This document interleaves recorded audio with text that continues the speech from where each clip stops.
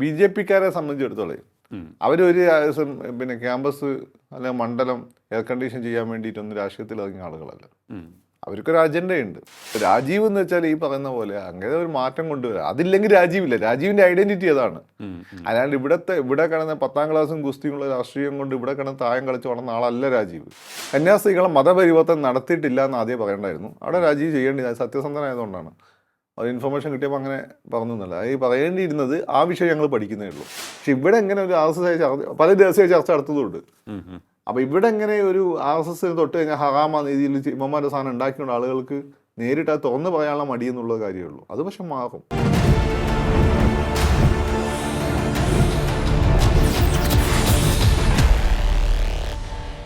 നമസ്കാരം, ടോക്കിംഗ് പോയിന്റിലേക്ക് സ്വാഗതം.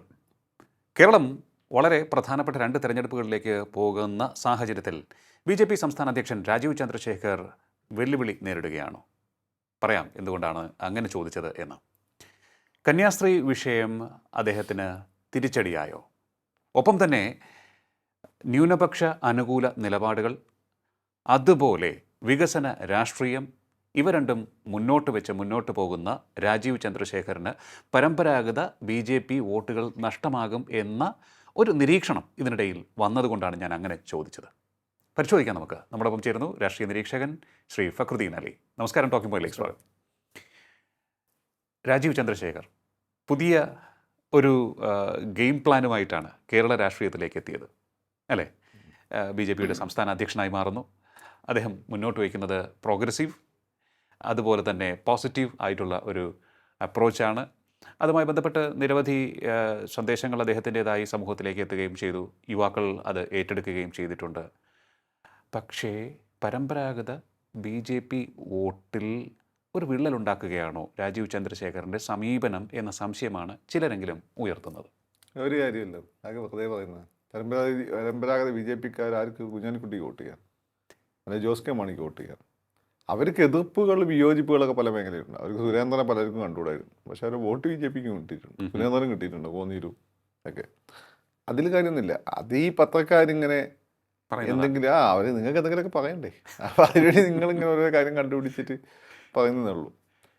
കാരണം BJPക്കാരെ സംബന്ധിച്ചിടത്തോളം അവരൊരു പിന്നെ ക്യാമ്പസ് അല്ലെങ്കിൽ മണ്ഡലം എയർ കണ്ടീഷൻ ചെയ്യാൻ വേണ്ടിയിട്ടൊന്നും രാഷ്ട്രീയത്തിൽ ഇറങ്ങിയ ആളുകളല്ല. അവർക്കൊരു അജണ്ടയുണ്ട്. ആ അജണ്ടയിലേക്കുള്ള വഴിക്ക് പല രീതിയിലുള്ള കോംപ്രമൈസുകൾ വേണ്ടി വരും, പല രീതിയിലുള്ള സമീപനങ്ങൾ വേണ്ടി വരും. ഇതൊക്കെ അവർക്ക് അറിയാവുന്നതാണ്. അപ്പം അതുകൊണ്ട് അവരെ പിടിച്ച് അങ്ങനെ കുലുക്കാമെന്ന് വിചാരിക്കുകയാണ്, നടക്കില്ല. കാരണം അവർ ഏറ്റവും നെഗറ്റീവായ സാഹചര്യങ്ങൾ ഇത്രയും കാലം തുഴഞ്ഞ ആളുകളാണ്. അതെ. അപ്പോൾ അവരെ സംബന്ധിച്ചിടത്തോളം അത്രയും തയക്കം വന്ന് അവരെ സംബന്ധിച്ചിടത്തോളം നിങ്ങൾ ചെറിയ കുമ്പള കാണിച്ചാലൊന്നും കേൾക്കുകയില്ല. അല്ല, ഈ ചോദ്യങ്ങൾ വന്നതേ എന്തുകൊണ്ടെന്നാലേ രാജീവ് ചന്ദ്രശേഖർ പറയുന്നത് വികസിത കേരളം, പ്രധാനമന്ത്രി നരേന്ദ്രമോദി പറയുന്നത് വികസിത ഭാരതം എന്ന സന്ദേശം മുന്നോട്ട് വയ്ക്കുമ്പോൾ അദ്ദേഹം അതിനൊപ്പം തന്നെ നിൽക്കുകയാണ്. വികസിത കേരളം, അതാണ് ലക്ഷ്യം. അതിനുവേണ്ടിയാണ് കൂടുതൽ തൊഴിലുകൾ സൃഷ്ടിക്കണം, യുവാക്കൾക്ക് കൂടുതൽ മികച്ച കംഫർട്ടബിളായിട്ടുള്ള സിറ്റുവേഷൻസ് ഉണ്ടാക്കണം, കേരളത്തിന് നല്ല ഒരു അടിസ്ഥാന സൗകര്യ വികസനവും, ഒപ്പം തന്നെ ഇൻഡസ്ട്രിയൽ മേഖലയിലായാലും സേവന മേഖലയിലായാലും കാർഷിക മേഖലയിലായാലും കേരളം കുറേ കൂടി മുന്നോട്ട് പോകണം എന്നൊക്കെയുള്ള കാര്യങ്ങളാണ് അദ്ദേഹം പറയുന്നത്. അപ്പോൾ ഈ പരമ്പരാഗത രാഷ്ട്രീയ ചിന്തകന്മാരോ അല്ലെങ്കിൽ നിരീക്ഷകരോ ഒക്കെ പറയുന്നത് ഇങ്ങനെയല്ല, കുറേ കൂടി ആഞ്ഞടിക്കണം, എതിരാളികളുടെ കുറേയേറെ വിഷയങ്ങൾ വീണ് കിട്ടുമ്പോൾ അതൊക്കെ എടുത്ത് പ്രയോഗിക്കണം, ഇങ്ങനെ വികസനം പറഞ്ഞുകൊണ്ടിരുന്നാൽ വളരാൻ പറ്റുമോ? ഇതാണ് ചോദിക്കുന്നത്. കോൺഗ്രസ്സുകാർ കുറേ കാലമായില്ല ആഞ്ഞടിക്കുന്നത്. ഏൽക്കാത്ത രമേശ് ചെന്നിത്തല ഭയങ്കര അടിയായിരുന്നല്ലേ. ഉസ്മാനെ അവിടെ അല്ലടേ, സുഖല്ലടേ എന്നൊക്കെ ചോദിച്ചു ഭയങ്കര അടിയായിരുന്നല്ലേ. വല്ലതും നടന്ന ഒരു കാര്യമില്ല. നാട്ടുകാർക്ക് വേണ്ടത് ഈ ആഞ്ഞടിയൊക്കെ കണ്ട് നാട്ടുകാർക്ക് മടുത്തു. CITനെ ഏതൊക്കെ വേണ്ടത് നിങ്ങൾ രഹസ്യമായി വിളിച്ചു നോക്കി. ഇപ്പം അന്ന് ട്രാഫിക് ബ്ലോക്ക് ഉണ്ടാക്കുന്ന സമരങ്ങളൊക്കെ അവർക്ക് വല്ല താല്പര്യമുണ്ടോ? പക്ഷെ അത് ശീലത്തിൻ്റെ പുറത്ത് അവരൊക്കെ നടത്തിക്കൊണ്ട് പോകുന്നതേ ഉള്ളൂ. ആ ശീലം മാറ്റുക എന്നുള്ളതാണ് പ്രധാനം. അത് നിലവിലുള്ള കൺവെൻഷൻ പിണറായി ഒരു ദിവസം കൊണ്ട് ശീലം മാറ്റണമെങ്കിൽ പിണറായിക്ക് അവിടെ ഇരിക്കാൻ പറ്റില്ല. അല്ലെ തന്നെ അങ്ങനെ കിட்ட എന്ത് പണിയാന്ന് ആലോചിച്ചുകൊണ്ടിരിക്കുക. അപ്പോൾ അതിൽ പാർട്ടിൻ്റെ ഉള്ളിലുള്ള ആളുകൾ ഇപ്പോൾ പേടികൊണ്ട് കാണിക്കുന്നില്ലെന്നേ, പുറത്ത് കാണിക്കുന്നില്ലെന്നേ ഉള്ളൂ. അപ്പം അതാണ് അതിൻ്റെ കാര്യം. അപ്പോൾ രാജീവ് എന്ന് വെച്ചാൽ ഈ പറയുന്ന പോലെ അങ്ങനെ ഒരു മാറ്റം കൊണ്ടുവരാം. അതില്ലെങ്കിൽ രാജീവില്ല. രാജീവിൻ്റെ ഐഡന്റിറ്റി അതാണ്. അല്ലാണ്ട് ഇവിടെ കിടന്ന 10ാം ക്ലാസ്സും കുസ്തിയുള്ള രാഷ്ട്രീയം കൊണ്ട് ഇവിടെ കിടന്ന് തായം കളിച്ച് വളർന്ന ആളല്ല രാജീവ്. രാജീവ് ലോകം കണ്ടിട്ടുള്ളത്. അതുകൊണ്ടല്ലേ നമ്മളൊക്കെ രാജീവിനെ സപ്പോർട്ട് ചെയ്തത്. അല്ലെ ഇവിടെ 10ാം ക്ലാസ്സും കുസ്തിയായിട്ട് നടക്കുന്നവനെ ഞാനെന്ത് സപ്പോർട്ട് ചെയ്യാം? അവനെക്കാട്ടും ഭേദം ഞാനല്ലേ. ഞാനെടുത്തിട്ട് സപ്പോർട്ട് ചെയ്യണമെങ്കിൽ അവൻ എന്നെക്കാട്ടും ഭേദമായിരിക്കണ്ടേ. അതായതുകൊണ്ടാണ് തന്നെ നമ്മൾ രാജീവിനെ സപ്പോർട്ട് ചെയ്യുന്നത്. ഓക്കെ, അപ്പോൾ രാജീവ് നൽകുന്ന പ്രതീക്ഷകൾ അതൊരു കാരണവശാലും അസ്ഥാനത്തല്ല. അദ്ദേഹം നൽകുന്നത് യുവജനങ്ങളെ കൂടുതൽ തങ്ങളിലേക്ക് അടുപ്പിക്കുന്ന സന്ദേശങ്ങളാണ് അല്ലേ? കൺസിസ്റ്റൻ്റ് ആണ് രാജീവ്. ഇതൊന്നും കണ്ട് രാജീവ് പേടിച്ചിട്ടില്ല. രാജീവ് എന്താ മിണ്ടിയോ? രാജീവ് പേടിച്ചോ? അതാണ് രാജീവിനൊരു വിഷൻ ആൻഡ് മിഷൻ ഉണ്ട്. ഇതിവിടെ മാത്രമല്ല, രാജീവിൻ്റെ ജീവിതത്തിൽ ഓരോ ഘട്ടത്തിൽ രാജീവിന് ആ വിഷൻ ആൻഡ് മിഷൻ ഉണ്ടായിരുന്നു. അത് അദ്ദേഹം നേടിയെടുക്കുകയും ചെയ്തിട്ടുണ്ട്. അദ്ദേഹം ഈ പറയുന്ന അദ്ദേഹത്തെ പട്ടാളത്തിൽ ചേരായിരുന്നു. അദ്ദേഹം പക്ഷേ ഈ എഞ്ചിനീയറിംഗ് പ്രൊഫഷനിലേക്ക് വന്നു. അത് കഴിഞ്ഞിട്ട് അത് വളരെ കഷ്ടപ്പെട്ടു. അച്ഛൻ്റെ PF അത് ഇതൊക്കെ എടുത്തുകൊണ്ടാണ്. പിന്നെ അത് കഴിഞ്ഞിട്ട് അദ്ദേഹം ഈ ചിപ്പ് ഉണ്ടാക്കാൻ പഠിക്കാൻ പോയി. അപ്പോൾ അവിടെ ജോയിൻ ചെയ്ത സമയത്താണ് വേറെ ഒരു ഇന്റൽ എന്ന് പറഞ്ഞ പുതിയൊരു കമ്പനി വരുന്നത്. അപ്പോൾ അവിടെ ഓഫർ വന്നു. രാജീവ് പഠിച്ചപ്പോൾ രാജീവിനനുസരിച്ച് രാജീവിനും അവിടെ പറ്റും. അപ്പോൾ ഇന്ന് നമ്മൾ കമ്പ്യൂട്ടറിൽ ഉപയോഗിക്കുക ഇന്റൽ ചിപ്പ് ഉണ്ടാക്കിയ ആളുകളിൽ ഒരാളാണ് രാജീവ്. അത് കഴിഞ്ഞ് നാട്ടിൽ വന്ന സമയത്ത്, കല്യാണത്തിന് നാട്ടിൽ വന്ന സമയത്താണ് ഈ പറയുന്ന ഈ അച്ഛൻ്റെ സുഹൃത്തായിരുന്നു രാജേഷ് പൈലറ്റ്. അന്ന് അദ്ദേഹം വാർത്താവിനിമയ വകുപ്പ് മന്ത്രിയല്ലേ. ഇങ്ങനെ വിളിച്ച് നിങ്ങളെപ്പോലുള്ള ചെറുപ്പക്കാരൊക്കെയാണ് നമുക്ക് ആവശ്യം. അപ്പോൾ അതുകൊണ്ട് രാഷ്ട്രീയക്കാർ പൊതുവേ പറയുന്നതാണ് ഇവിടെ നിന്ന് എന്തെങ്കിലും ട്രൈ ചെയ്തൂടെ. ആ സമയത്താണ് മൊബൈൽ ടെക്നോളജി ഇവിടെ ലോഞ്ച് ചെയ്യുന്നത്. അപ്പം രാജീവ് അതിനെ അപ്ലൈ ചെയ്യുന്നു. ആദ്യം എല്ലാം വൈതരണികളാണ്. സുഖറാമിന് പൈസ കൊടുത്തേ പറ്റുള്ളൂ. രാജീവ് പൈസ കൊടുക്കുകയില്ല. രാജീവ് വെയിറ്റ് ചെയ്തു. അവസാനം ഹച്ചിന് ഇവർക്ക് പെർമിഷൻ കൊടുക്കേണ്ടതായിട്ട് വന്നു. ഹച്ചിന് പെർമിഷൻ കൊടുക്കേണ്ട അടുത്ത എല്ലാ യോഗ്യതയും തിരഞ്ഞെടുക്കുന്ന അടുത്ത ആൾക്ക് കൊടുക്കാതിരിക്കാൻ പറ്റില്ല. അങ്ങനെ രാജീവിന് കിട്ടിയത്. അത് കഴിഞ്ഞ് കൃത്യസമയത്ത് രാജീവ് അത് കിറ്റ് ചെയ്തിരുന്നു. എല്ലാവരും ഇയാൾക്കെന്ന പ്രാന്താണ്, BSNL നന്നായിട്ട് ഓടിക്കൊണ്ട് കിറ്റ് ചെയ്തു. പക്ഷെ പിന്നെ നമ്മൾ കണ്ടത് ടെലികോം സെക്ടർ മൊത്തം 2 കമ്പനികളെ കോൺസെൻട്രേറ്റ് ചെയ്യുന്നതാണ്. ജിയോയും പിന്നെ ആരതി മിത്തലിൻ്റെ, പിന്നെ അതല്ല മറ്റേത് എയർടെൽ വന്നു. പിന്നെ അതിനുശേഷം ഇത് വന്നു, ഇപ്പം നമ്മൾ ഉപയോഗിക്കുന്നത് VI, വോഡഫോൺ ഐഡിയ, അതിലേക്ക് 2ലേക്ക് വന്നു. അത് അദ്ദേഹം മനസ്സിലാക്കി. അത് കഴിഞ്ഞ് അദ്ദേഹം വെഞ്ചർ ക്യാപിറ്റലിസ്റ്റായി. ഈ പറയുന്ന ഏഷ്യാനെറ്റിൻ്റെ ഷെയർ എടുത്തു. ഒരുപാട് നല്ല കമ്പനികൾ ഓടിച്ചു. ആകപ്പാടെ ആ ഒരു നിരാമായ റിസോർട്ട് മാത്രമാണ് ഒരു നഷ്ടത്തെ. കാരണം അത് ടൂറിസം സെക്ടർ പൊതുവേ കേരളത്തിൽ വലിയ തിരിച്ചടി നേരിട്ടുകൊണ്ടിരിക്കുക. അപ്പം ചാർട്ടേഡ് വിമാനങ്ങളും വരുന്നില്ല. അതിൻ്റെ പ്രശ്നം അവിടെ ഉണ്ട്. അതർവൈസ് രാജീവിന് നല്ല ക്ലാരിറ്റി ഉണ്ട് കാര്യങ്ങൾ. രാജീവ് വേണമെങ്കിൽ നിരാമായ വെറ്റ് വയ്ക്കാൻ വേണ്ടി രാജീവ് ചെയ്തിട്ടില്ലല്ലോ. അതുകൊണ്ട് ഇതൊന്നും കണ്ട് കുലുങ്ങുന്ന ആളല്ല അങ്ങേര് he's like A light house. Okay, കേരളത്തിന് പുതിയ രാജ്യത്ത് എന്താ വേണ്ടതെന്ന് അങ്ങേർക്ക് അറിയാം. അങ്ങനെ അതിൽ കൺസിസ്റ്റൻ്റ് ആണ്. അങ്ങനെ രാജീവിന് പറ്റിയുള്ളൂ. ആ ടീമും അങ്ങനെ തന്നെയാണ്. അനൂപ് ആൻ്റണി, ഷോണ്, ഗോപാലകൃഷ്ണൻ, ശോഭാ സുരേന്ദ്രൻ, അങ്ങനെ ഒരു ടീമുമാണ് അദ്ദേഹത്തിന്. അങ്ങനെ ടീമിന് ഹാൻഡ് പിക്ഡ് ആണ് അത്. ഓക്കെ, എനിക്കൊന്ന് കുറച്ച് കഴിവുള്ള, വർക്ക് ചെയ്യാൻ താല്പര്യമുള്ള, വർക്ക് ചെയ്യാൻ താല്പര്യമുള്ള, ബോധവും വിദ്യാഭ്യാസമുള്ള യുവാക്കൾ, സലാം സാറിനെയൊക്കെ പോലുള്ള വിദ്യാഭ്യാസമുള്ള യുവാക്കളും ഉണ്ട്. അതാണ് എടുത്തു പറയേണ്ട ഒരു കാര്യം. എനിക്ക് തോന്നുന്നു ഈ സന്ദീപ് വചസ്പതി ആണെങ്കിലും സന്ദീപ് വാര്യ ചാടിപ്പോയതുകൊണ്ട് അല്ല ഉണ്ടാവുകയായിരുന്നു. അതെ, അങ്ങനെ കുറച്ച് പേരുണ്ട്. യുവരാജ് ഗോകുൽ, അങ്ങനെ കുറച്ച് പേര്, അവരെല്ലാം വർക്ക് ചെയ്യുന്നുണ്ട് പല സ്ഥലങ്ങളിലും നമുക്ക് കിട്ടുന്ന. അപ്പോൾ എനിക്കൊന്ന് പക്ഷേ നേരത്തെയും ഈ രീതിയിൽ വർക്ക് നടന്നിരുന്നില്ലേ? രാജീവ് ചന്ദ്രശേഖർ വന്നതിന് ശേഷമാണോ ഈ വർക്ക് നടന്നതെന്നും അവർ ചോദിക്കുന്നു പലരും. അല്ല, വർക്ക് നടന്നിരുന്നു. രാജീവ് അതിന് പുതിയ ഓറിയന്റേഷൻ കൊടുക്കുകയാണ്. Rajeev tip of the iceberg ആണ് നിങ്ങൾ കണ്ടിട്ടുള്ളൂ. രാജീവിൻ്റെ പ്ലാൻ ഡിഫറൻ്റ് ആണ്. രാജീവ് നിങ്ങൾ ഇതുവരെ വിചാരിക്കത്തെ, ഞാനിപ്പം പറയുന്നില്ല, ഇന്നോവേറ്റീവ് ആയിട്ടുള്ള പ്രോഗ്രാംസ് ആണ് നടപ്പിലാക്കാൻ പോകുന്നത്. അതുകൊണ്ട് മറ്റുള്ളവർ പൊളിക്കും. ഞാൻ എന്തുകൊണ്ടാണ് പറയുന്നില്ല എന്ന് വെച്ചാൽ രാജീവ് കഷ്ടപ്പെട്ടുണ്ടായിക്കൊണ്ടായിരിക്കും ചില കാര്യങ്ങൾ എനിക്കറിയാം. അത് പറഞ്ഞാൽ അങ്ങനെ മറ്റുള്ളവർ ഉണ്ടാക്കണം എൻ്റെ ഇടയ്ക്ക്. രാജീവ് വളരെ ആത്മാർത്ഥമായി ചെയ്യുന്ന കാര്യങ്ങൾ. ഇപ്പം ഞാനിത് പറഞ്ഞപ്പോൾ ഔട്ടായി കഴിഞ്ഞാൽ എന്ത് ചെയ്യും? അതിൻ്റെ ഉടായ്പ ഉണ്ടാക്കും, ചൈനീസ് മോഡൽ ഉണ്ടാക്കും. അത് വേണ്ട. അല്ല, അപ്പോൾ അത്രയും ശക്തമായ അല്ലെങ്കിൽ ഒരു വജ്രായുധം അണിയറയിലുണ്ട്, ഒരുക്കിക്കൊണ്ടിരിക്കുക. പ്രോഗ്രസീവ്, അത് ആർക്കും എതിരല്ല. എല്ലാവർക്കും ഗുണം കിട്ടുന്ന പോസിറ്റീവാണ്. എല്ലാവർക്കും ഗുണം കിട്ടുന്ന കാര്യങ്ങളാണ്. നാടിന് ഗുണം കിട്ടുന്ന എല്ലാവർക്കും കിട്ടുന്ന, BJPക്കാർക്ക് മാത്രമല്ല, ഗുണം കിട്ടുന്ന കാര്യങ്ങളാണ് രാജീവ് പ്ലാൻ ചെയ്തിരിക്കുന്നത്. അതിനുള്ള സപ്പോർട്ടും മോളിൽ കിട്ടുന്നുണ്ട്. അത് എടുത്തു പറയേണ്ട ഒരു കാര്യമാണ് തോന്നുന്നത്. എനിക്കൊന്ന് ആ ഒരു കണക്ഷൻ ആണ് അദ്ദേഹത്തിന് ഇത്രയും സ്ട്രോങ് ആയിട്ട് മുന്നോട്ട് പോകാൻ ഒരു സ്ട്രെങ്ത് നൽകുന്നതെന്ന് തോന്നുന്നു അല്ലേ? ദേശീയ നേതൃത്വമായിട്ടുള്ള, പ്രത്യേകിച്ച് മോദി, അമിത്ഷാ. അത് കാരണം ഇവർ ഇത്രയും കാലം ഇവിടെ ശ്രമിച്ചിട്ട് വലിയ റിസൾട്ടൊന്നും ഉണ്ടായില്ല. എന്നാൽ സുരേഷ് ഗോപി അവർ നേരിട്ട് നടത്തിയ പരീക്ഷണമായിരുന്നു, വിജയിച്ചു. എക്സാക്ട്ലി. അത് രാജീവിനെ അവരിവിടെ കെട്ടിയാക്കിയത് അവരുടെ പരീക്ഷണമായിരുന്നു. അത് ചെറിയൊരു അവരുടെ ഇന്ത്യയുടെ ഇവിടെ ചിലർ കളിച്ചുകൊണ്ടാണ് തോറ്റത്. അല്ലെ രാജീവും ജയിച്ചു പോയിരുന്നു. അപ്പോൾ അവർ നോക്കുമ്പോൾ കേന്ദ്ര നേതൃത്വത്തിൻ്റെ നിലപാടുകളാണ് കേരളത്തിന് അനുയോജ്യം. ഇവിടെ നിൽക്കുന്ന പലപ്പോൾ എന്താ ഇവർ ഇത്രയും തോറ്റ് നിന്ന ഒരു തോറ്റ മനസ്ഥിതി ബാധിക്കുകയും പിന്നെ തോറ്റാലും പ്രശ്നമില്ല, ജീവിക്കാനുള്ള അവസ്ഥ മോഡി അധികാരത്തിൽ വന്നതോടുകൂടി വരികയും ചെയ്തതോട് കൂടിയിട്ട് ഇവർക്ക് ഈ സീറ്റൊന്നും വേണ്ടെന്ന് പലർക്കും തോന്നിയിട്ടുണ്ട്. അതിൻ്റെ പ്രശ്നമാണ്. കാരണം UDFൻ്റെ കയ്യിൽ നിന്ന് സഹായം കിട്ടും, LDFൻ്റെ കയ്യിൽ നിന്ന് സഹായം കിട്ടും. അപ്പോൾ അതുകൊണ്ട് BJP ഇവിടെ വളരില്ല. അത് കണക്കാക്കിയിട്ടാണ് അങ്ങനെ വേറെ രീതിയിൽ ജീവിക്കാൻ സഹായം വേണ്ടാത്ത സ്വന്തമായിട്ട് വരുമാനമുള്ള ഒരാളെ പിടിച്ചിട്ട് ഇവിടെ ആക്കുക. അങ്ങനെ ഒരു വിഷനുമുണ്ട്. ഓക്കെ. എനിക്കൊന്ന് ഈ കേന്ദ്ര നേതൃത്വം ആത്മാർത്ഥമായി വർക്ക് ചെയ്യുന്നവർക്ക് അവസരം കൂടുതൽ കൊടുക്കുന്നുണ്ട്. നിങ്ങൾ താൽക്കാലികമായി പരാജയം നേരിട്ടാലും നമുക്ക് ഒരു ദീർഘകാലാടിസ്ഥാനത്തിലുള്ള ലക്ഷ്യമാണുള്ളത്, അതിലേക്ക് വർക്ക് ചെയ്യുക, നിങ്ങളെ ഞങ്ങൾ കൈവിടില്ല, ഈ ഒരു ഉറപ്പ് കൊടുക്കുന്നുണ്ട്. കൊടുക്കുന്നുണ്ട്. അല്ല, ഇവരെ പറ്റി എല്ലാവരെ പറ്റി അവിടെ കൃത്യമായി മോഡിക്ക് അറിയാം. അപ്പോൾ സുരേഷ് ഗോപി എന്താണെന്ന് അറിയാം. അതുകൊണ്ടല്ല സുരേഷ് ഗോപിനെ വിടാത്ത. പാവം സിനിമയില്ല, അപ്പോൾ ഉള്ള സിനിമ കംപ്ലീറ്റ് ചെയ്യാനും പറ്റുന്നില്ല. സുരേഷ് ഗോപിയുടെ സ്ഥിതി അങ്ങനെ കഷ്ടമാണ് പേഴ്സണലി നോക്കുമ്പോൾ. പക്ഷേ അദ്ദേഹം ഒരു നല്ല അഡ്മിനിസ്ട്രേറ്റർ ആണെന്ന്, നല്ല കമ്മിറ്റഡ് ആണെന്ന് മോഡിക്ക് അറിയാം. അപ്പോൾ ആ രീതിയിൽ മോൾഡ് ചെയ്ത് കൊണ്ടുവരികയാണ്. ഓക്കെ.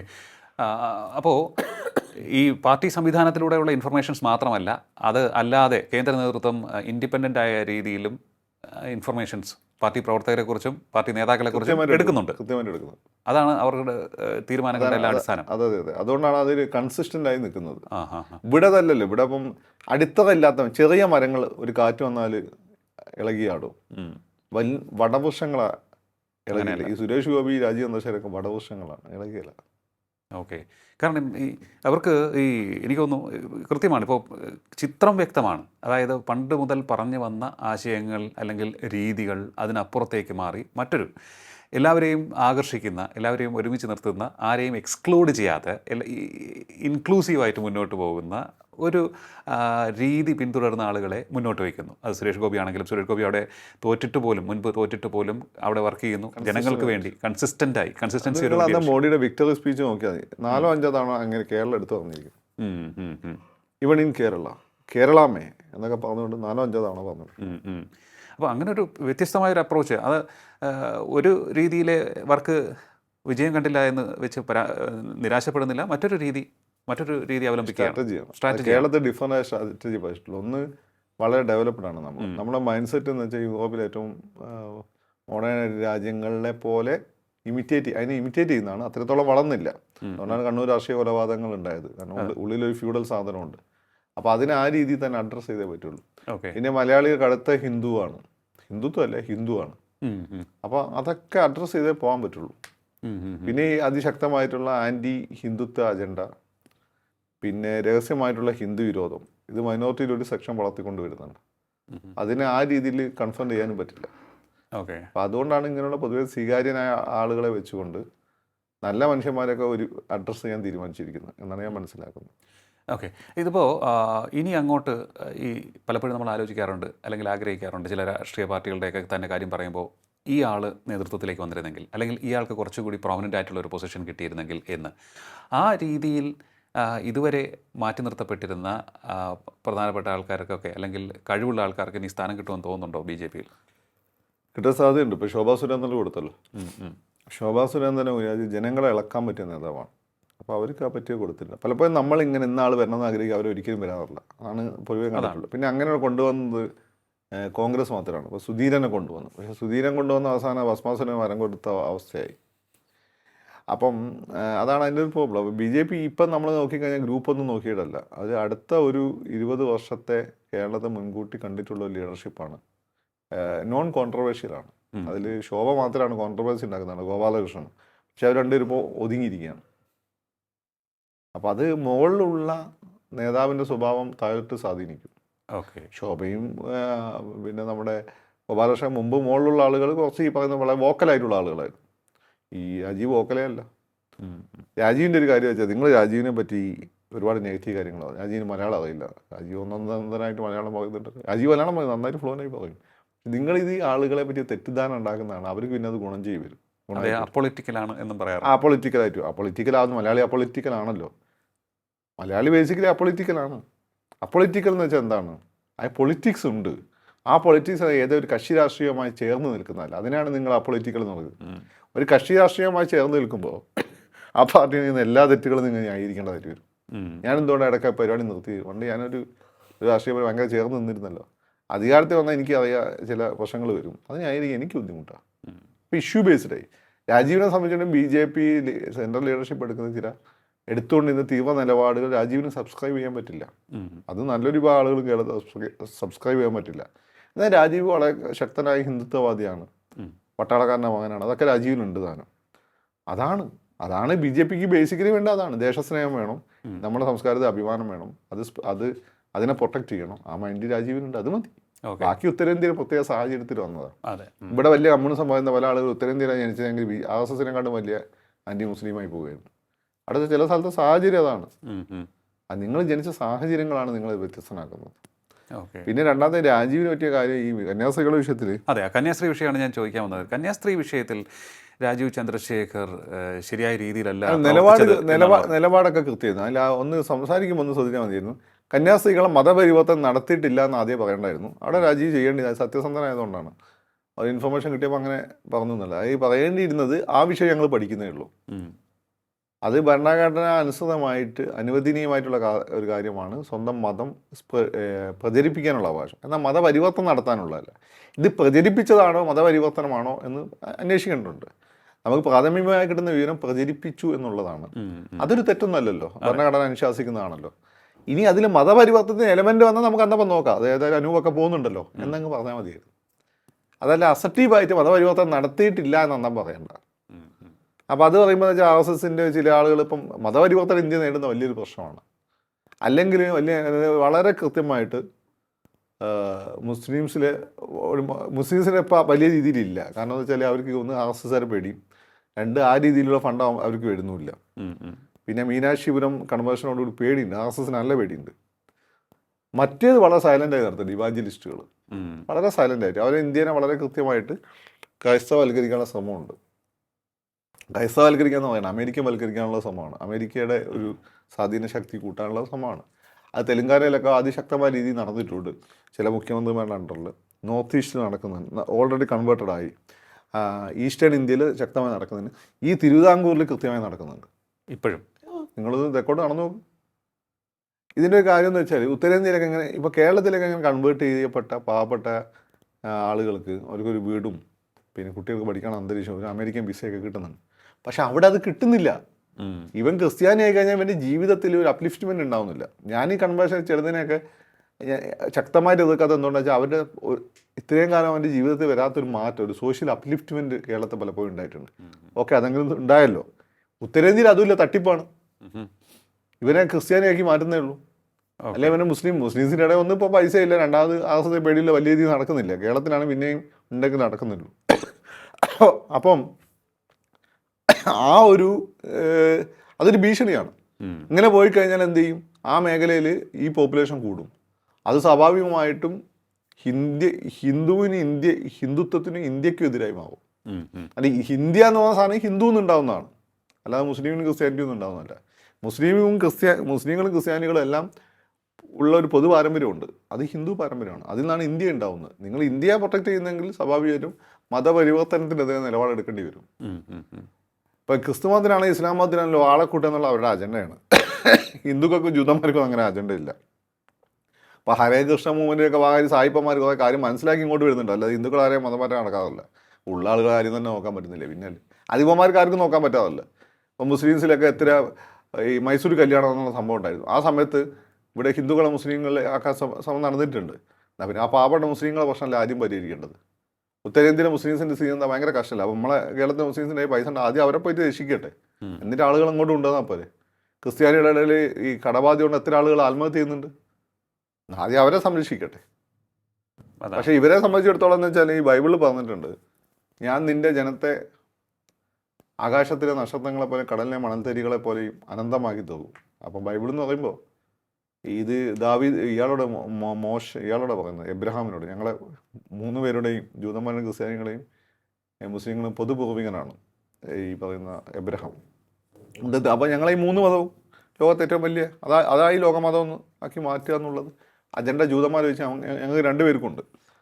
അപ്പോൾ അതിൻ്റെ ഭാഗമായിട്ടാണ് നിങ്ങളിപ്പോൾ അടുത്ത ആഫ്രിക്കയിൽ ഒരു സർവേ നടന്നിരുന്നു. അവിടെ 62 മറ്റോ നടന്ന സർവേയിൽ ഏതാണ് 50ഓളം രാജ്യങ്ങൾ അനിമിസ്റ്റിക്കാണ്, ഹിന്ദുമതം പോലെയുള്ള ലോക്കൽ ട്രഡീഷൻ വിശ്വസിക്കുന്ന ആളുകൾ. ഇപ്പം അതിനെണ്ണ 20 ബാക്കി അങ്ങോട്ട് പോയി. ആഫ്രിക്കയിൽ ഈ അടുത്തിടെ പഠനം പുറത്തു വരികയുണ്ടായി. 1962 ഏതാണ്ട് 50ഓളം രാജ്യങ്ങൾ അന്ന് അവിടെ ഈ അനിമിസ്റ്റിക് റിലിജിയൻ വിശ്വസിച്ചിരുന്ന രാജ്യങ്ങളാണ് ജനങ്ങൾ. ഇപ്പോൾ ഹിന്ദുമതം പോലെയുള്ള. ഇന്നിപ്പോൾ അത് 20 ഉള്ളൂ. ഇവരെങ്ങോട്ട് പോയി? ഒന്നെങ്കിൽ ഇവർ ഈ പിന്നെ സെമിറ്റിക് മതങ്ങളിൽപ്പെട്ട ക്രിസ്ത്യാനിറ്റിൻ്റെ ഭാഗമായി അല്ലെങ്കിൽ ഇസ്ലാമിൻ്റെ ഭാഗമായി.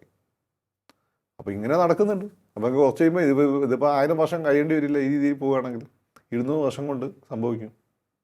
200 വർഷം കൊണ്ട് സംഭവിച്ചിട്ട് ഈ സാധാരണക്കാരുടെ ജീവിതത്തിൽ എന്തെങ്കിലും കാര്യമായ മാറ്റം ഉണ്ടാവുന്നുണ്ടോ? ഞാൻ കാണുന്നില്ല കാര്യമായ മാറ്റമൊന്നും. ആ മതത്തിലുള്ള ആളുകൾ തന്നെ കഷ്ടപ്പെട്ടുകൊണ്ട്, ലാറ്റിൻ അമേരിക്കയിലെ ക്രിസ്ത്യാനികൾ കഷ്ടപ്പെട്ടുകൊണ്ടിരിക്കുക. ഈ പറയുന്ന ബ്രസീലിലെ പിന്നെ കോളനികൾ നിങ്ങൾ ആദ്യം അവർക്ക് ഒരു സ്വർഗരാജ്യം ഉണ്ടാക്കി കൊടുക്കും. അതുപോലെ തന്നെ അഫ്ഗാനിസ്ഥാനിലെ മുസ്ലിങ്ങൾ കഷ്ടപ്പെട്ടുകൊണ്ടിരിക്കുക. നിങ്ങൾ ആദ്യം അവർക്കൊരു ഈ പറയുന്ന ദാറുൽ ഹുദ അവിടെ ഉണ്ടാക്കി കൊടുക്കും, എന്നിട്ട് മറ്റുള്ളവരെ പിടിക്കാൻ നടക്കും. ഓക്കെ. അപ്പോൾ ഇത്തരത്തിലുള്ള വിഷയങ്ങൾ തീർച്ചയായിട്ടും എന്നും നേരിടേണ്ടി വരും, ഉറപ്പാണ്. ഇത്തരത്തിലുള്ള വിഷയങ്ങൾ ഹാൻഡിൽ ചെയ്യേണ്ടി വരും. അതിനെ ഒരു വളരെ വളരെ ടാക്റ്റിക്കലായിട്ട് ഹാൻഡിൽ ചെയ്യേണ്ടി വരും. പക്ഷേ ഈ കന്യാസ്ത്രീ വിഷയം രാജീവ് ചന്ദ്രശേഖറിന് തിരിച്ചടിയായോ എന്ന് ചോദിക്കുന്നൊരു തലത്തിലേക്ക് മറ്റൊരു ചോദ്യം വരുന്നത്, ഈ ക്രിസ്ത്യൻസ് കഴിഞ്ഞ തിരഞ്ഞെടുപ്പുകളിലൊക്കെ പല രാഷ്ട്രീയ നിരീക്ഷകരും അല്ലെങ്കിൽ രാഷ്ട്രീയ നേതാക്കളും ഒക്കെ തന്നെ പറഞ്ഞിരുന്നു ഒരു വിഭാഗം ക്രിസ്ത്യാനികൾ BJPക്ക് അനുകൂലമായി എന്ന്. അപ്പോൾ ഇപ്പോൾ പല പിതാക്കന്മാരും രൂക്ഷമായി വിമർശനം ഉന്നയിച്ചു. എന്താണ് നമ്മൾ കരുതേണ്ടത്? ആ ഒരു അടുത്ത് വന്ന പിന്തുണ ഇല്ലാണ്ടായോ? അതങ്ങനൊന്നല്ല. ക്രിസ്ത്യാനികളുടെ നിലപാട് അത് ഏതെങ്കിലും കൺസിസ്റ്റൻ്റ് ആയിട്ടുള്ള നിലപാടൊന്നല്ല. ഉദാഹരണമായിട്ട് 2004 എലക്ഷൻ, ഗുജറാത്ത് കലാപം കഴിഞ്ഞ് നടന്ന എലക്ഷൻ, അന്ന് ഈ PC തോമസ് അത് NDAയുടെ സഖ്യകക്ഷിയാണ്. അതെ, അങ്ങനെ അവിടെ ജയിച്ചാലും മൂവാറ്റുപുഴ ജയിച്ചു. കേരളം സെക്യുലർ മറ്റേത് വന്നിട്ട് ഗുജറാത്ത് കലാപം കഴിഞ്ഞ് നടന്ന ഇലക്ഷനിൽ ഉത്തരേന്ത്യ വിവരമല്ലാത്ത ആളുകൾ BJPയെ തോൽപ്പിച്ചപ്പോൾ അവിടെ ജയിപ്പിച്ചിട്ടുണ്ട്. എന്താ സംഭവം? അവരെ സംബന്ധിച്ചോട് BJPന്നോട് ഒന്ന് മുസ്ലിം വിരോധം, മുസ്ലിങ്ങളാത്ത അവർക്ക് എന്താണ്? ഒന്നത്. 2 BJPൻ്റെ കൂടെ വന്നു കഴിഞ്ഞാൽ അവരെ കാര്യങ്ങൾ നടക്കും എന്നുള്ള തോമസ് മന്ത്രിസഭയിൽ ഉണ്ടായിരുന്നല്ലോ. അതുപോലെ തന്നെ അന്ന് ഇതിലേക്കെടുത്ത പ്ലാനിംഗ് ബോർഡിലേക്കെടുത്ത കേരളത്തെടുത്ത മെമ്പർ അഗസ്റ്റിസാനല്ല, അവിടുന്ന് സെൻട്രൽ ട്രാവൻകൂറുള്ള അച്ചായനാണ്. അപ്പോൾ അവരെ സംബന്ധിച്ച് അവർക്ക് കാര്യങ്ങൾ നടക്കും എന്നുള്ളതാണ്. അത് ഇവർ ഇത്രയും സഭകളായി അടിച്ചു നിൽക്കില്ല. ഓരോരുത്തരും ഒരു സഭയ്ക്ക് വേറെ സഭേനെ കണ്ടുകൂടാ. അതെന്തുകൊണ്ടാണ്? അപ്പോൾ അവർക്ക് അവരുടെ താല്പര്യങ്ങളാണ്. ആ താല്പര്യങ്ങൾക്കനുസരിച്ച് അത് അഡ്രസ്സ് ചെയ്യപ്പെടുകയാണെങ്കിൽ ആ താല്പര്യങ്ങൾ ബേസിക്കലി 2-3 ഒന്ന് ഇഷ്ടംപോലെ വ്യവസായങ്ങളുണ്ട്. അത് ഉത്തരേന്ത്യയിലൊക്കെയാണ്. ഇപ്പോൾ മുത്തൂറ്റിൻ്റെ പിന്നെ ബിസിനസ് നിങ്ങൾക്ക് ഓൾ ഇന്ത്യ കാലത്ത് കാണാൻ പറ്റും. അതിനൊന്നും ബുദ്ധിമുട്ടുകൾ ഉണ്ടാവരുത്. 2 ഫോറിൻ ഫണ്ട് വരുന്നുണ്ട്. അത് മതപരിവർത്തനത്തിന് അല്ലാത്ത ഫണ്ടുകൾ BJP റിലീസ് ചെയ്ത് കൊടുക്കും. ബാക്കി നല്ല കാര്യങ്ങളൊക്കെ ചെയ്യാനും അവർക്ക് വള്ളി ഉണ്ടാക്കാനൊക്കെ ചെയ്യാം. പക്ഷെ മതപരിവർത്തനത്തിനാണ് അവർ ചെയ്യില്ല. അപ്പോൾ അങ്ങനെയുള്ള ഇത്തരം പ്രശ്നങ്ങൾ ഇപ്പം കോൺഗ്രസിനെ കൊണ്ട് ഇനി അത് പറ്റില്ല. അവർ കോൺഗ്രസ് സപ്പോർട്ട് ചെയ്ത വെറുതെ ഒന്നല്ല, കോൺഗ്രസ് ഈ കാര്യങ്ങളൊക്കെ ചെയ്തു കൊടുത്തിട്ടാണ്. ഇനി കോൺഗ്രസിന് അത് പറ്റില്ല. കേരളത്തിൽ കോൺഗ്രസ് UDF കുറച്ച് ലീഗിന് ഇമ്പോർട്ടൻസ് കൂടിയെന്ന് പറയുന്ന സമയത്ത് അവർ നേരെ പോയി പിണറായിനെ സപ്പോർട്ട് ചെയ്തു. അതാണ്. അപ്പോൾ അവരെ സംബന്ധിച്ചിടത്തോളം അവർക്ക് വേറെ ഓപ്ഷൻ ഇല്ലല്ലോ. ഇപ്പോൾ ഒന്ന് മുസ്ലിം വിരോധം വളരെ കൃത്യമാണ്. മുസ്ലിം വിരോധം എന്ന് വെച്ചാൽ മുമ്പ് നമ്മൾ നോക്കിയ എല്ലായിടത്തും ക്രിസ്ത്യൻ ബിസിനസ് സ്ഥാപനങ്ങളായിരുന്നു ഉള്ളത്. ക്രിസ്ത്യാനികൾ ആ ജനറേഷൻ കഴിഞ്ഞുള്ള ക്രിസ്ത്യൻ പിള്ളേർ വിദ്യാഭ്യാസം കിട്ടി അവർ ലോകത്തിൻ്റെ പല പുറത്ത് പോയി അവിടെ പാർലമെൻറ്റ് മെമ്പർമാരായി, അവിടെ ബിസിനസ്സൊക്കെ നടത്തി അവർ തിരിച്ചു വരില്ലേ. ക്രിസ്ത്യൻ രാജ്യങ്ങളാണ്, മോഡേൺ രാജ്യങ്ങളാണ്. അവിടെ ഇനി ഇങ്ങോട്ട് തിരിച്ചു വരാൻ അവർക്ക് താല്പര്യമില്ല. അവരവിടെ സെറ്റിൽ ചെയ്തു. അപ്പോൾ ക്രിസ്ത്യൻ പോപ്പുലേഷൻ കുറഞ്ഞു. ബിസിനസ് അധികം അവർക്ക് പുറത്താണ്. രണ്ടാമത്തെ കാര്യം എന്ന് വെച്ചാൽ ഈ ക്രിസ്ത്യൻ പോപ്പുലേഷൻ കുറഞ്ഞപ്പോൾ നിയമസഭാ സീറ്റുകൾ ലോക്സഭാ സീറ്റുകളാണ് ആ ഏരിയയിൽ കുറയാൻ പോവുകയാണ്, കുറഞ്ഞുകൊണ്ടിരിക്കുകയാണ്. അപ്പോൾ മുമ്പത്തെ പോലെ ഇമ്പോർട്ടൻസ് ഇല്ല. 2 പള്ളിയിൽ പോകുന്ന ആളുകളുടെ എണ്ണം കുറവാണ്. ആത്മീയതയ്ക്ക് മതത്തിൻ്റെ ആവശ്യമൊന്നുമില്ല. ബൈബിൾ മര്യാദയ്ക്ക് വായിച്ചു കഴിഞ്ഞാൽ സഭയില്ലാതെ കൂടി നമുക്ക് ആത്മീയത ആർജിക്കാൻ പറ്റും. ഇപ്പോൾ യൂറോപ്പിലൊന്നും തന്നെ ആത്മീയത ഉണ്ട്, മതവിശ്വാസം കുറവാണ്. ഇനി ഇപ്പോൾ യൂറോപ്പിൽ മതവിശ്വാസം ഒന്നുകൂടി ശക്തിപ്പെട്ട് വരുന്ന മുസ്ലിം വിരോധം കൊണ്ടാണ്. ശത്രുവിനെ കാണിച്ചുകൊണ്ട് ഉണ്ടാക്കി കൊണ്ടുവരുന്നേ ഉള്ളൂ. അപ്പം ഇപ്പം മുസ്ലിങ്ങളെ സംബന്ധിച്ചിടത്തോളം എന്താണ് 90s കൂടി കൂടുതൽ വിദ്യാഭ്യാസമൊക്കെ നേടി ഗൾഫ് പണത്തിൻ്റെയൊക്കെ സ്വാധീന ഫലമായിട്ട് അവർക്ക് വേറെ സൗദി അറേബ്യയിൽ ആരും സ്ഥിരതാമസത്തിന് പട്ടിക്കാട് പൈസ ഉണ്ടാക്കി ഇങ്ങോട്ട് കൊണ്ടുവരുക എന്നുള്ളത്. മാത്രമല്ല അവർ സിറ്റിസൺഷിപ്പ് കൊടുക്കുകയില്ല.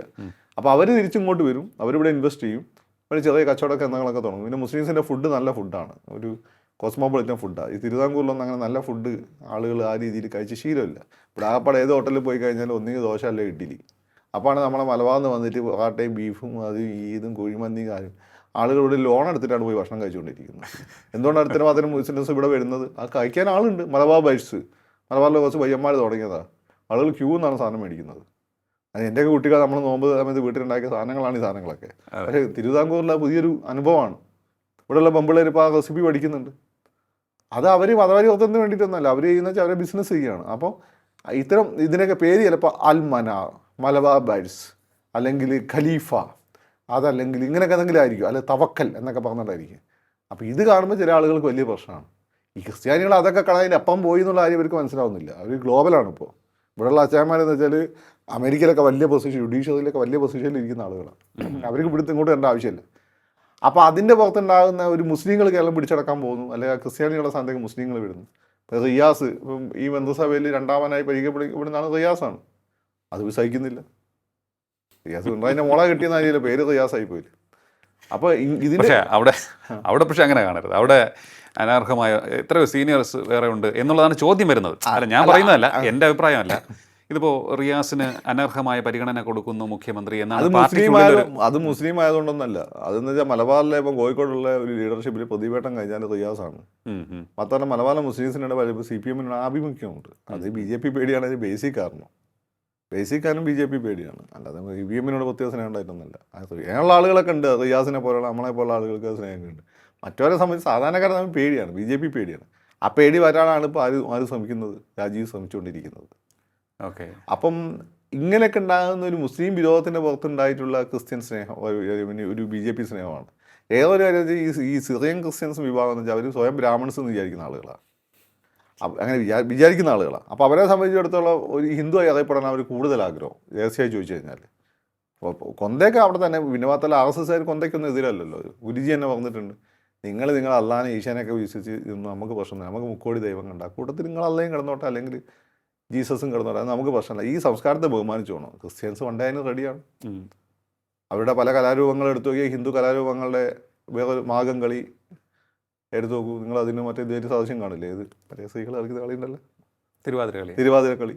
അങ്ങനെ പല ഇതുമായിട്ട് ഭയങ്കര സാദൃശ്യമുണ്ട്. മിക്ക പള്ളികളിലും ഹിന്ദുക്കളെ വീട്ടുകളൊക്കെ അവരെ പള്ളിയിൽ വിളക്കെത്തിക്കും. മനസ്സിലായി? അവരുടെ ആഘോഷങ്ങൾ പലതും നോക്കും. ഹിന്ദു സ്വാധീനം വളരെ വ്യക്തമാണ്. അപ്പോൾ അതുകൊണ്ട് അവർക്ക് കൾച്ചറലായി പ്രശ്നമില്ല, പിന്നെ മുസ്ലിം വിരോധത്തിൻ്റെതായ പ്രശ്നമുണ്ട്. അപ്പോൾ അവരെ വോട്ട് അങ്ങനെ ഏതെങ്കിലും വിഷയത്തിന് പുറത്ത് ആരെങ്കിലും എന്തെങ്കിലും പറഞ്ഞാൽ ഒളിച്ചു പോകുന്നു വിചാരിക്കണ്ട. പക്ഷെ അത് സ്ഥിരമാണെന്നും വിചാരിക്കണ്ട, എന്നും ഇവിടെ നിൽക്കുമെന്ന് വിചാരിക്കണ്ട. പക്ഷേ നമ്മളെ പരിഗണിച്ചില്ല എന്നുണ്ടെങ്കിൽ നമ്മൾ മാറി ചിന്തിക്കും. മുസ്ലിംസ് കുറച്ച് മണ്ടന്മാരാണ് എപ്പോഴും. കാരണം ഒരു BJP പേടിയൊക്കെ കാണിച്ചു കഴിഞ്ഞാൽ വോട്ട് കൺസോൾട്ടേറ്റ് ചെയ്യാൻ പറ്റും. ഇപ്പം അത് മാറുന്നുണ്ട്, യുവാക്കളുടെ ഇടയിലൊക്കെ മാറ്റം, രാജീവിൻ്റെ ഒക്കെ ഒരു ഇമ്പാക്ട് പതുക്കെ വരുന്നു. പക്ഷേ ഇറ്റ് ടേക്സ് ടൈം. കാരണം ഇതിനെ കൺട്രോൾ ചെയ്യുന്ന കുറേ സോ കോൾഡ് മത നേതാക്കന്മാരുണ്ട്. ഓക്കെ. ഞാൻ പറഞ്ഞത് ഇപ്പം AP ഉസ്താദിനെ പോലെ അല്ലെങ്കിൽ പാണക്കാട് ഞങ്ങളെ പോലെ ഒന്നുള്ള ആളുകളല്ല. ഈ ന്യൂ ജനറേഷൻ ചർച്ചസ് എന്ന് പറയുമ്പോൾ ന്യൂ ജനറേഷൻ മുസ്ലിംസ് ഉണ്ട്, സലഫി മൗദൂദിസ്റ്റുകൾ. ഇവരുടെ പല ഫണ്ടൊക്കെ എവിടെ നിന്നാണ് വരുന്നത് നിങ്ങൾ നോക്കിയാൽ മതി, ഈ ഗൾഫ് രാജ്യങ്ങളിൽ നിന്നാണ്. അപ്പോൾ ആ നേതാക്കന്മാരൊക്കെ സ്വസ്ഥമായി ജീവിക്കുന്നത് ഈ പൈസയൊക്കെ കൊണ്ടാണ്. അപ്പോൾ അവരെ സംബന്ധിച്ച് അവർക്ക് വേറൊരു അജണ്ടയുണ്ട്. അവർക്ക് വേറൊരു അജണ്ട എന്ന് വെച്ചാൽ ഈ പറയുന്നതിൻ്റെ അതിരി ഈ നാട്ടിൽ അവരുടെ സ്വാധീന ശക്തി കൂട്ടിക്കൊണ്ടുവരണം എന്നുള്ള അജണ്ടയാണ്. ഞങ്ങൾ സുന്നിയൊക്കൊന്നും അങ്ങനെ അജണ്ട ഇല്ല. ഇവിടെ ജീവിച്ചു പോയാൽ മതി, നമ്മൾ വിശ്വാസം വെച്ചോണ്ട് ജീവിച്ചു പോയാൽ മതി. അപ്പോൾ അതിന് വേണ്ടിയിട്ട് അവരുടെ മാധ്യമങ്ങളും വഴി എല്ലാം കുത്തി ഇറക്കി വിടുന്ന സാധനം ഇത് സുന്നികളെ സ്വാധീനിക്കുന്നതാണ്. ഇത് സാധാരണ മുസ്ലിമിൻ്റെ ഒരു ബോധമല്ല. ഈ ബോധത്തെ അവർ സ്വാധീനിക്കുകയാണ്. ഈ ബോധം ഉൽപ്പാദിക്കപ്പെടുന്നതാണ് അവരുടെ സാമ്പത്തിക താല്പര്യങ്ങളുകൊണ്ടാണ്, അവരുടെ രാഷ്ട്രീയ താല്പര്യങ്ങൾ ന്യൂനപക്ഷത്തിൽ. അത് പതുക്കെ ഇനി മാറും. ആരെങ്കിലൊക്കെ മാറാൻ ഇറങ്ങി പുറപ്പെടണമല്ലോ. കാരണം ഈ BJPയെ കുറിച്ച് പണ്ടൊക്കെ പറഞ്ഞിരുന്നത് പൂർണ്ണമായും മുസ്ലിമിന് വിരുദ്ധമായി നിൽക്കുന്ന ഒരു പാർട്ടിയാണ് എന്നുള്ളതാണ്. പക്ഷേ നരേന്ദ്രമോദി പ്രധാനമന്ത്രി ആയതിനു ശേഷം അതിന് വലിയൊരു മാറ്റം വന്നിട്ടുണ്ടെന്നാണ് അതിൻ്റെ കാര്യത്തിലേ ഉള്ളൂ. 90s അവരുടെ ഒരു ബാബറി മസ്ജിദ് വലിയ വിഷയമായിരുന്നില്ല. ഇതിലുടനീളം കലാപങ്ങൾ, മുസ്ലിം വിരോധം വളരെ കൃത്യമായിരുന്നു. പിന്നെ അവരുടെ പല സ്റ്റഡി ക്ലാസ്സുകളിലൊക്കെ ആൻറ്റി മുസ്ലിം സാധനങ്ങൾ പറഞ്ഞിട്ടുണ്ടെന്ന് എനിക്കറിയാം. അത് അന്നത്തെ സാഹചര്യമായിരുന്നു. അത് മോഡി തന്നെ അദ്ദേഹത്തിൻ്റെ ആദ്യത്തെ പ്രസംഗം മിയാ മുസ്ലിം, ഞങ്ങൾക്ക് 40 എന്നൊക്കെ രീതി മുസ്ലിങ്ങൾ അധിക്ഷേപിക്കുന്ന രീതി സംസാരിച്ചിട്ടൊക്കെ ഉണ്ടാകും. ഗുജറാത്തിൻ്റെ ഉണ്ട്. ഗുജറാത്ത് കലാപത്തിൻ്റെ സമയത്തൊക്കെ കൃത്യമായിട്ട് അതിൽ ആൻറ്റി മുസ്ലിം സാധനം ഉണ്ടായിരുന്നു, കൃത്യമായിട്ട് ഓർഗനൈസ്ഡ് ആയിരുന്നു. പക്ഷെ അതിലൊക്കെ നമ്മൾ മനസ്സിലാക്കേണ്ടത് ഇതൊരു പൊളിറ്റിക്സ് ആയിരുന്നു. ഹിന്ദുവിനെ അന്ന് കൺസോൾട്ടേറ്റ് ചെയ്യാൻ മറ്റൊരു വഴിയില്ല. ഇവന്മാർ ജാതി എന്ന് പറഞ്ഞ് പരസ്പരം അടിച്ചുകൊണ്ടിരിക്കുകയല്ലോ, ഒരുമയില്ലല്ലോ. അങ്ങനെ ഇത് കൺവേർട്ട് ചെയ്യാൻ വേണ്ടി ആളുകൾ ചാക്കുമാരി നിൽക്കുകയാണ്. അപ്പോൾ ഹിന്ദുവിനെ ഒരുമിപ്പിക്കുക എന്നുള്ള അവരുടെ അജണ്ട ആയിരുന്നു. അന്ന് അതിന് മറ്റൊരു വശം കൂടിയുണ്ട് എന്നാണ് പഴയ ആൾക്കാർ പറയുന്നത്. അതായത് അന്ന് നരേന്ദ്രമോദി അപ്രതീക്ഷിതമായി നേതൃത്വത്തിലേക്ക് ഉയർന്നു വന്നതാണ്. അതുവരെ BJPയുടെ അല്ലെങ്കിൽ ഗുജറാത്തിൻ്റെ നേതൃത്വത്തിൽ നിന്നിരുന്ന BJPയുടെ മുതിർന്ന നേതാക്കളൊക്കെ തന്നെ ഇതിൽ അസംതൃപ്തരാവുകയും അസ്വസ്ഥരാവുകയും മോദിക്കൊരു അടി കൊടുക്കുക എന്നുള്ള ലക്ഷ്യത്തോടു കൂടി ഈ കലാപം ആളിക്കത്തിച്ചു എന്നാണ് പറയുന്നത്. അതൊരു ഘടകമാണ്. അത് മാത്രമേ എനിക്ക് തോന്നുന്നില്ല. പോലീസ് ഒക്കെ നിർജീവമായിരുന്നു. പോലീസ് അങ്ങനെ കഴിയത്തില്ലായിരുന്നു. ഞാൻ അതേപറ്റി കൂടുതൽ പറയുന്നില്ല. ഒരു നമ്മളെ ഉള്ളിൽ വളരെ മുറിവുകൾ ഉണ്ടാക്കിയൊരു സംഭവമാണ്. ഞാനത് മോഡിയെ കുറ്റം പറഞ്ഞില്ല. ഒരു പണി മുസ്ലിംസ് കൊടുക്കണമെന്ന് അവിടെ പിന്നെ അവിടെ മുസ്ലിംസിനെ അത് തോന്നിപ്പിക്കാൻ അവിടെ മുസ്ലിംസിൻ്റെ ഇടയിലെ ഗുണ്ടാ വിഭാഗത്തിനും ഇപ്പോൾ തീവ്ര മുസ്ലിങ്ങൾക്കും അങ്ങനെ ഹിന്ദുക്കളെ കൂടി ചിന്തിപ്പിക്കാനും പറ്റിയിരുന്നു. ഇതെല്ലാം കൂടിയാണ് അന്ന് ഇമ്പാക്റ്റ് ഉണ്ടാക്കിയത്. അത് ഉത്തരേന്ത്യ പല സ്ഥലത്തുണ്ട്, ഇവിടെ ചില സ്ഥലങ്ങളിലൊക്കെ ഉണ്ട്.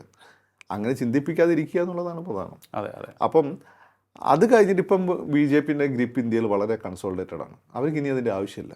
ഹിന്ദു കൺസോൾട്ടേറ്റഡ് ആയിപ്പോൾ അവരിപ്പോൾ എനിക്ക് തോന്നുന്നു മുസ്ലിം ഈ ഭീഷണിയെക്കാട്ടും കാണുന്ന വേറെ ചില ഭീഷണികളാണ്. മുസ്ലിംസിനെ ഒതുങ്ങി ഇപ്പോൾ അവരുടെ സ്വന്തം കാര്യം നോക്കി നടക്കുന്ന ഒരു രീതിയിലേക്ക് പതുക്കെ വന്നിരിക്കുന്നത്. തീവ്രവാദികളെ പോലും ഒതുക്കിയിട്ടുണ്ട്. പക്ഷേ ആകെപ്പാടെ കുറച്ച് ഈ ബഹുമാനിലാകുന്ന ഇൻ്റലക്ച്വലി കുത്തിത്തിരിപ്പേ ഉള്ളൂ. അപ്പോൾ അവിടെ മുസ്ലിങ്ങൾ ചെയ്യേണ്ട ഒരു കാര്യം എന്ന് വെച്ചാൽ RSS വരെ അവർ കമ്മ്യൂണിക്കേറ്റ് ചെയ്യുക എന്നുള്ളതാണ്. RSS അതിന് റെഡിയാണ്. ഗുരുജി തന്നെ റെഡിയാണ്. ഗുരുജി വന്ന കാര്യമാണല്ലോ ഞാൻ നേരത്തെ നിങ്ങൾ അല്ലാതെ ജീസസ് നമുക്ക് പ്രശ്നമില്ല, അവിടെ നിന്നോട്ടെ, നിങ്ങളാ വിശ്വാസം തന്നെ കണ്ടിന്യൂ ചെയ്തോളൂ. നമ്മുടെ സംസ്കാരത്തെ അംഗീകരിക്കണം, ബഹുമാനിക്കണം. അല്ല, ഈ RSS തുറന്ന ചർച്ചയ്ക്ക് തയ്യാറാവുമെന്നാണോ നിരീക്ഷണം? അല്ല, അവർ തയ്യാറാണ്. അവർ ഓൾറെഡി ജമാഅത്ത് ഇസ്ലാമിയായിട്ട് വരെ ചർച്ച നടത്തിയില്ലേ, അവർ റെഡിയാണ്. പക്ഷെ ഇവിടെ എങ്ങനെ ഒരു RSS പല ദിവസമായി ചർച്ച നടത്തുന്നുണ്ട്. അപ്പോൾ ഇവിടെ എങ്ങനെ ഒരു RSS തൊട്ട് കഴിഞ്ഞാൽ ഹറാമ രീതിയിൽ ഇമ്മമാരുടെ സാധനം ഉണ്ടാക്കിയുള്ള ആളുകൾക്ക് നേരിട്ട് അത് തുറന്ന് പറയാനുള്ള മടി എന്നുള്ള കാര്യമേ ഉള്ളൂ. അത് പക്ഷെ മാറും. എനിക്ക് തോന്നുന്നു ഇപ്പം ഓരോ രാഷ്ട്രീയ പാർട്ടിക്കും പല ഘട്ടത്തിലും പല ലക്ഷ്യങ്ങളുണ്ടാകും. അതുപോലെ ഇനിയിപ്പോൾ എനിക്ക് തോന്നുന്നു, അല്ല, അതിപ്പോൾ നമ്മൾ മുസ്ലിം രാജാക്കന്മാരെ നോക്കിക്കഴിഞ്ഞാൽ ഇപ്പം ഖിലാഫത്ത് മറ്റേ തുർക്കിയിലെ ഖലീഫിനെ എടുത്ത് നോക്കിക്കഴിഞ്ഞാൽ ഇപ്പം ഇസ്താംബുൾ കീഴടക്കിയ ഖലീഫുണ്ട്. അദ്ദേഹം വളരെ പിന്നെ സെക്കുലർ ആയിട്ടുള്ള മനുഷ്യനായിരുന്നു. ജൂതന്മാർക്കൊക്കെ വളരെ ഇമ്പോർട്ടൻസ് കൊടുത്ത ആളാണ്.